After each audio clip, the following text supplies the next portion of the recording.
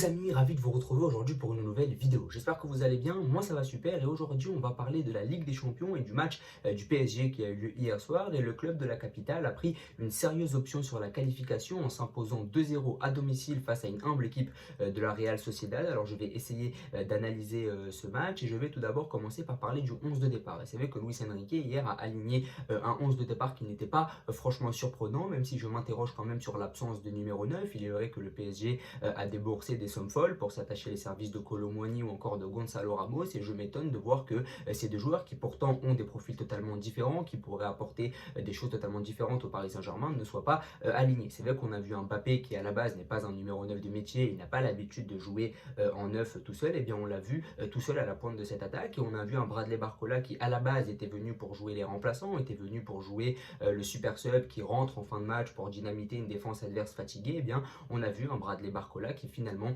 est devenu au fur et à mesure des semaines un titulaire de cette équipe sur le côté gauche et peut-être constater que Luis Enrique a eu raison puisque Bradley Barcola a hier marqué le deuxième but du Paris Saint-Germain. Même si sur le contenu Bradley Barcola n'a pas réalisé un match exceptionnel, et bien il vient peut-être de lancer son aventure du côté du Paris Saint-Germain avec ce but. Et c'est vrai que cette attaque, eh bien, elle est assez étonnante. Comme je l'ai dit, les numéros 9 de métier ont été sortis par Luis Enrique malgré le fait qu'on ait déboursé des sommes folles sur eux, mais parce qu'ils n'ont pas porté satisfaction, que ce soit Kolo Muani ou encore Gonzalo Ramos, ce ne sont pas des joueurs qui ont porté satisfaction à Luis Enrique, mais je m'interroge aussi sur le désamour de Luis Enrique envers les numéros 9. Je n'ai pas l'impression que ces derniers apprécient d'avoir des numéros 9 au sein de son équipe, au sein de son 11, et je pense qu'avoir Mbappé à ce poste-là de 9, un peu excentré à gauche, ça l'arrange parfaitement. Et c'est vrai que cette animation offensive sur la première mi-temps notamment, eh bien c'était assez rudimentaire, c'était assez compliqué, malgré quelques coups d'éclat d'Ousmane Dembélé, eh bien je trouvais que Mbappé ou encore Barcola étaient plutôt bien muselés. Barcola par son vis-à-vis à Marie Traoré ou encore Mbappé qui butait vraiment sur une défense de la Sociedad assez combative. Et Mbappé est tombé dans le piège du playmaker, c'est-à-dire qu'il venait énormément décrocher, il essayait d'organiser le jeu et il est tombé dans un truc qu'il ne sait pas faire. C'est vrai que Kylian Mbappé ne sait pas faire le jeu et ça on l'a dit depuis très très longtemps. C'est un joueur qui se met dans la surface et qui va davantage devenir au fur et à mesure des saisons un joueur de surface, et ce qu'il va être amené à faire au Real Madrid s'il signe du côté de la Maison Blanche cet été. Il va être amené à jouer numéro 9 et il va devoir devenir un tueur, et il l'a fait en deuxième mi-temps, il a marqué là où on l'attendait. C'est vrai que le PSG était dans une situation assez compliquée, Mbappé a réussi à la débloquer en marquant un but de renard des surfaces. Et c'est vrai que Mbappé hier a parfaitement confirmé qu'il n'était pas un playmaker, qu'il n'était pas un grand dribbleur et qu'il devait laisser ça à Dembélé ou encore Barcola. Mais par contre, ce qu'il a de plus que Barcola ou encore Dembélé, c'est sa capacité à finir des actions, et ça c'est quelque chose qu'il a travaillé au fur et à mesure des saisons. Donc c'est vrai que cette animation offensive, même si sur la première mi-temps c'était plutôt compliqué, et bien sur la deuxième je trouvais que c'était quand même beaucoup mieux avec Barcola et Dembélé qui ont commencé à créer beaucoup plus d'occasions, avec un Mbappé qui a su se montrer tueur. Et c'est vrai que ce que je critiquais sur la première mi-temps, c'était ce manque de créativité. Et on va y venir avec le problème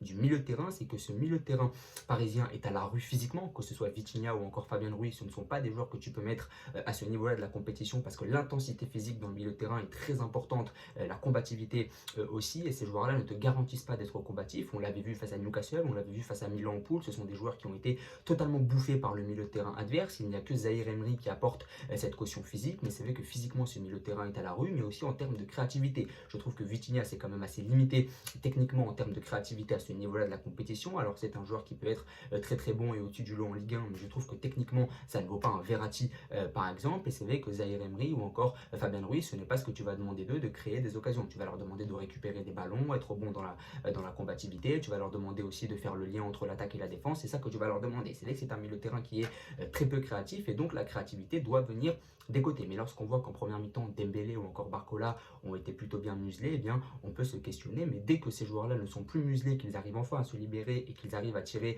le plein potentiel de leur talent, eh bien, on voit qu'ils peuvent faire très très mal et servir, bien sûr, Kylian Mbappé. Mais c'est vrai que sur la première mi-temps, c'était quand même plutôt moyen. On a vu une équipe du PSG qui était un peu à la rue, qui avait du mal à poser le pied sur ballon, face à une équipe de la Sociedad qui est une équipe très joueuse, qui est reconnue en tant que telle en Liga. C'est l'une des équipes de Liga qui joue le mieux au football, qui pratique vraiment le football à la toquée espagnole, ce qu'on aime énormément, mais c'est une équipe aussi qui a beaucoup de problèmes offensifs. C'est une équipe qui n'a plus marqué depuis 5 matchs, donc elle éprouve énormément de difficultés, mais je trouve que dans la conservation du ballon, dans le jeu, ils ont mis à mal cette équipe du PSG. Ils sont aussi allés les chercher, c'est vrai qu'ils ne sont pas venus en position de victime du côté du Parc des Princes, ils ont vraiment voulu aller chercher cette équipe du PSG très très haut, et ils ont vraiment essayé de profiter des erreurs du PSG. Les seules occasions que la Sociedad s'est procurées sur le match d'hier, c'est vraiment le fait d'être allé chercher haut cette équipe et d'avoir donc poussé le PSG à faire des erreurs erreurs, notamment via cette défense Marquinhos, Danilo Pereira qui n'est absolument pas sereine. Et donc les joueurs de la Sociedad ont parfaitement compris en allant les chercher très très haut. Mais on a vu que cette équipe de la Sociedad pêchait énormément à la finition et c'est pour ça que cette équipe